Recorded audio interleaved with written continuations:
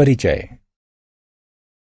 Mummy देखो, मैंने दो समान समकोण त्रिभुजों को जोड़कर एक नया त्रिभुज बनाया है। बहुत अच्छे राहुल। क्या तुमने नए त्रिभुज की भुजाओं और कोणों का निरीक्षण किया? हाँ मम्मी, दोनों भुजाएं और दोनों कोण समान हैं। बहुत अच्छे। अब दो समकोण त्रिभुजों को जोड़कर नया त्रिभुज बनाओ, जिसमें सभी भुजाएं और सभी कोण समान हों। मैंने वो भी बना लिया है मम्मी। इस पाठ में आप त्रिभुज और उसके गुणों के बारे में जानेंगे। उद्देश्य। इस पाठ के अंत में आप निम्न करने में सक्षम हो जाएंगे। एक त्रिभुज की माध्यिका एवं शीर्ष लंब को परिभाषित करना। एक त्रिभुज के बाह्य कोण के गुणों को बताना। एक त्रिभुज के अंतःकोणों का योग गुण समझाना। एक त्रिभुज की तीनों भुजाओं के मध्य एक संबंध स्थापित करना। समबाहु एवं समद्विबाहु त्रिभुजों के गुणों पर चर्चा करना। एक समकोण त्रिभुज के पाइथागोरस गुण की व्याख्या करना। त्रिभुज के शीर्ष लंब एवं माध्यिकाएं। एक त्रिभुज एक तीन भुजाओं वाला बहुभुज होता है, जिसमें तीन रेखाखंडों से निर्मित तीन भुजाएं होती हैं। दो आसन्न रेखाखंडों से निर्मित तीन कोण होते हैं तथा दो भुजाओं के मिलान बिंदु से निर्मित तीन शीर्ष होते हैं। एक त्रिभुज में माध्यिकाएं और शीर्ष लंब भी होते हैं। माध्यिकाएं। एक त्रिभुज की माध्यिका एक शीर्ष से उसकी सम्मुख भुजा पर खींचा गया एक रेखाखंड होती है, जो उसे समद्विभाजित करती है। आकृति में शीर्ष P से सम्मुख भुजा QR पर एक रेखाखंड PS खींचा गया है। ये QR को दो बराबर भागों में विभक्त करता है। इसलिए एक शीर्ष P से सम्मुख भुजा QR पर PS एक माध्यिका है। एक त्रिभुज में उसके प्रत्येक शीर्ष से खींची गई तीन माध्यिकाएं होती हैं। आइए शेष दो माध्यिकाएं खींचते हैं। हम PR को बिंदु T पर उसे समद्विभाजित करने के लिए Q से एक रेखाखंड खींचते हैं। अतः शीर्ष Q से सम्मुख भुजा PR पर खींची गई QT एक माध्यिका है। हम QP को बिंदु U पर उसे समद्विभाजित करने के लिए R से एक रेखाखंड खींचते हैं। इसलिए शीर्ष R से सम्मुख भुजा QP पर खींची गई RU एक माध्यिका है। शीर्ष लंब। एक त्रिभुज का शीर्ष लंब त्रिभुज की ऊंचाई की एक माप होता है। ये किसी त्रिभुज के आधार के लंबवत उसके सम्मुख शीर्ष से खींचा गया एक रेखाखंड होता है।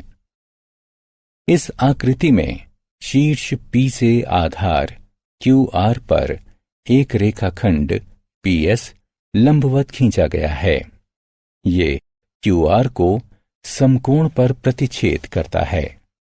इसलिए PS QR आधार वाले एक त्रिभुज PQR का शीर्ष लंब है। तीन शीर्षों के संगत एक त्रिभुज के तीन भिन्न शीर्ष लंब होते हैं। आइए अब हम शेष शीर्ष लंबों को ध्यान से देखते हैं। हम Q से RP के बिंदु T पर एक लंबवत रेखाखंड खींचते हैं। ये RP को समकोण पर प्रतिच्छेदित करता है। इसलिए QT आधार RP वाले त्रिभुज QRP का शीर्ष लंब है। हम R से PQ के बिंदु U पर एक और लंबवत रेखाखंड खींचते हैं। ये पी क्यू को समकोण पर प्रतिच्छेदित करता है। अतः आर यू आधार पी क्यू वाले त्रिभुज आर पी क्यू का शीर्ष लंब है। त्रिभुज के बाह्य कोण। एक त्रिभुज के 3 अंतःकोण होते हैं। इसके कुछ बाह्य कोण भी होते हैं। आइए अब हम इनको ध्यान से देखते हैं। एक त्रिभुज का एक बाह्य कोण, जैसा कि इसके नाम से प्रतीत होता है, त्रिभुज के बाहर स्थित होता है। एक त्रिभुज के एक शीर्ष का विस्तार करके हम एक बाह्य कोण की रचना कर सकते हैं।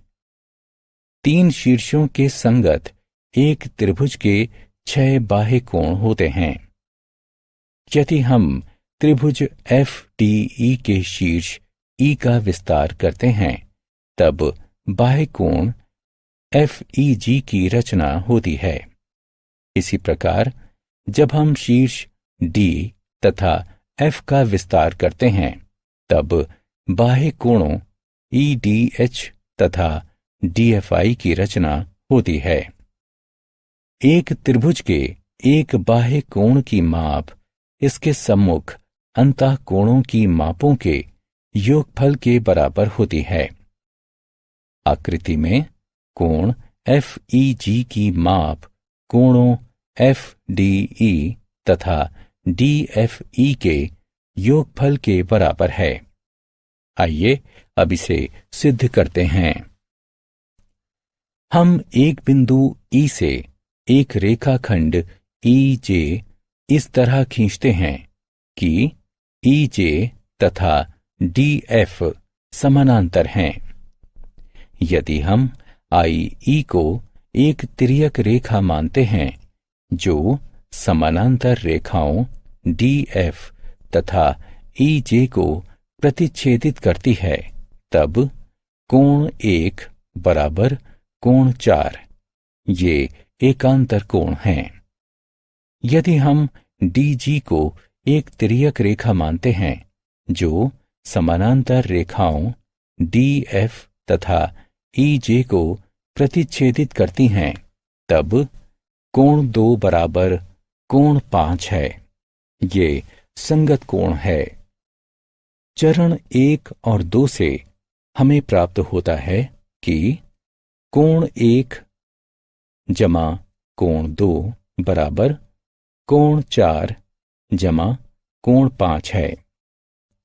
इसका तात्पर्य है कि कोण एफ ई जी बराबर कोण डी एफ ई जमा कोण एफ डी ई है।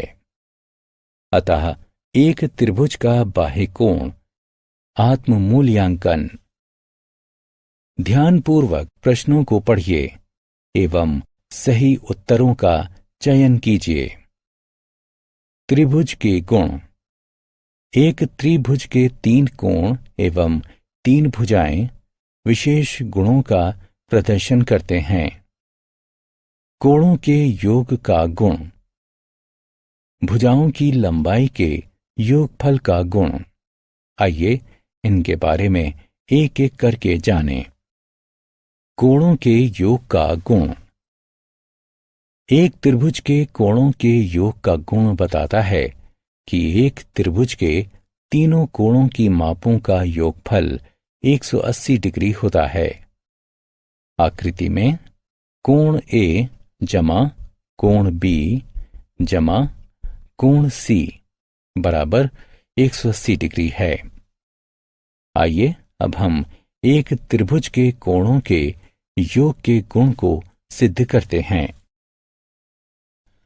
आइए कोण बी ए सी का विस्तार करें। कोण 4 बराबर कोण 2 जमा कोण 3 है। ये बाह्य कोण के गुण द्वारा है। कोण 1 को दोनों तरफ जोड़ने पर हमें प्राप्त होता है कोण 1 जमा कोण 4 बराबर कोण 1 जमा कोण 2 जमा कोण 3। कोण 1 जमा कोण 4 बराबर 180 डिग्री। इसका तात्पर्य है कि कोण 1 जमा कोण 2 जमा कोण 3 बराबर 180 डिग्री है। अतः एक त्रिभुज के तीनों कोणों की मापों का योगफल 180 डिग्री होता है। भुजाओं की लंबाइयों के योग का गुण। एक त्रिभुज की किन्हीं भी दो भुजाओं की लंबाइयों का योगफल सदैव तीसरी भुजा की लंबाई से अधिक होता है।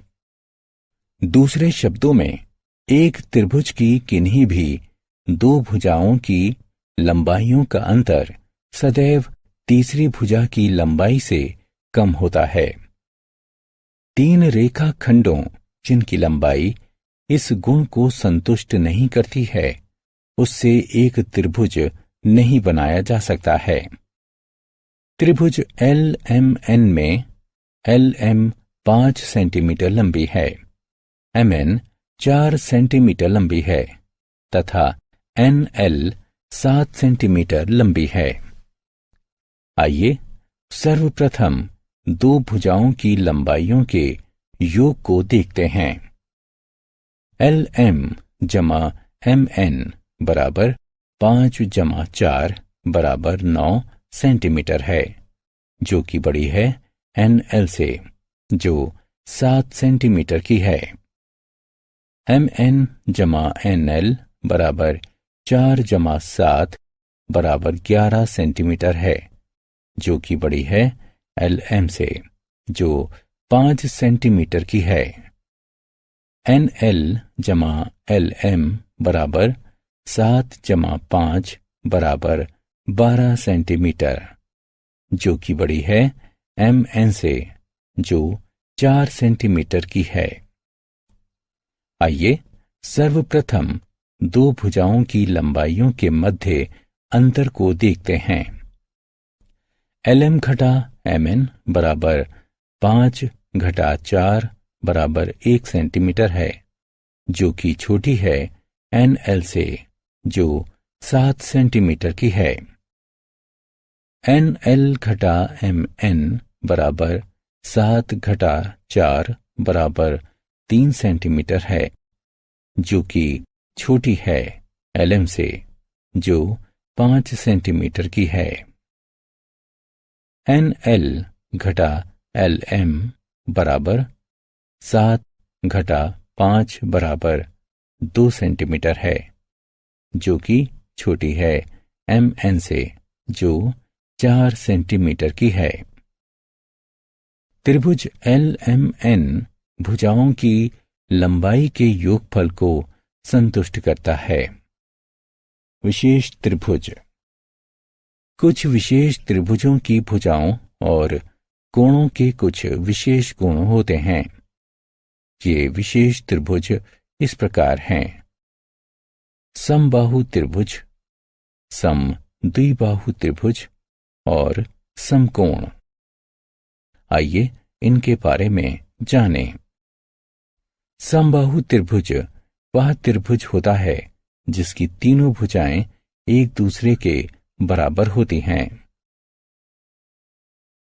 त्रिभुज RST में RS बराबर ST बराबर TR है।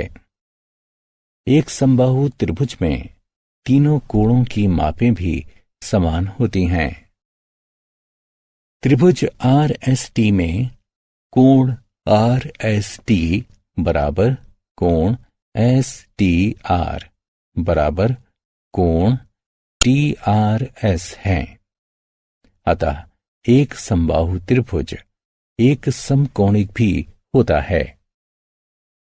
समद्विबाहु त्रिभुज वह त्रिभुज होता है जिसकी तीन में से दो भुजाएं एक दूसरे के बराबर होती हैं। त्रिभुज LMN में LM बराबर LN है। एक समद्विबाहु त्रिभुज में समान भुजाओं के सम्मुख कोण भी समान होते हैं। त्रिभुज LMN में कोण LMN बराबर कोण LNM है। एक समकोण त्रिभुज में समकोण की सम्मुख भुजा सबसे लंबी होती है। इसे कर्ण कहते हैं। दो भुजाएं जो उनके बीच समकोण बनाती हैं समकोण त्रिभुज का पाद कहलाती हैं। पाइथागोरस नाम के एक यूनानी दार्शनिक द्वारा खोजे गए पाइथागोरस गुण के अनुसार एक समकोण त्रिभुज के दो पादों की लंबाइयों के वर्ग का योगफल उसके कर्ण की लंबाई के वर्ग के बराबर होता है। पाइथागोरस गुण के अनुसार समकोण त्रिभुज PQR में PQ वर्ग जमा QR वर्ग बराबर PR वर्ग है। त्रिभुज XYZ में यह दिया गया है कि XY वर्ग जमा YZ वर्ग बराबर XZ वर्ग है। आइए सारांश। आइए हमने जो कुछ सीखा है उसे संक्षेप में दोहराते हैं। एक त्रिभुज की माध्यिका एक शीर्ष से उसकी सम्मुख भुजा पर खींचा गया एक रेखाखंड होती है जो उसे समद्विभाजित करती है। एक त्रिभुज का शीर्ष लंब त्रिभुज के आधार पर सम्मुख शीर्ष से खींचा गया लंब होता है। एक त्रिभुज के बाह्य कोण की माप सम्मुख अंतःकोणों की मापों के योगफल के बराबर होती है। एक त्रिभुज के तीनों कोणों का योगफल 180 डिग्री होता है। एक समबाहु त्रिभुज की सभी तीनों भुजाएं तथा कोण बराबर होते हैं। एक समद्विबाहु त्रिभुज की दो भुजाएं बराबर होती हैं। दो बराबर भुजाओं के सम्मुख कोण भी बराबर होते हैं। एक त्रिभुज की दो भुजाओं का योगफल सदैव तीसरी भुजा से अधिक होता है। एक समकोण त्रिभुज के दो पादों की लंबाइयों के वर्ग का योगफल उसके कर्ण की लंबाई के वर्ग के बराबर होता है।